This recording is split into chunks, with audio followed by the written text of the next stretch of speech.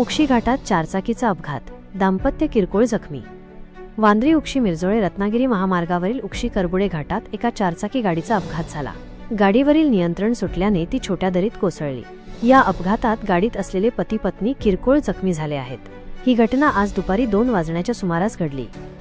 ज्ञानेश्वर गुरव वय 59 आणि त्यांच्या पत्नी वनिता ज्ञानेश्वर गुरव वय 51 हे दाम्पत्य त्यांच्या MH08 AX 1015 या क्रमांकाच्या गाडीतून उक्षीहून रत्नागिरीच्या दिशेने जात होते।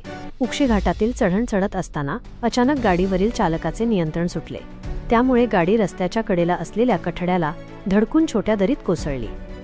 अपघाताची माहिती मिळताच सामाजिक कार्यकर्ते संदेश जोशी, पोलीस पाटील अनिल जाधव तसेच उक्षी गावातील सावंतवाडी, देसाईवाडी आणि गराटेवाडी येथील ग्रामस्थ तात्काळ घटनास्थळी धावले।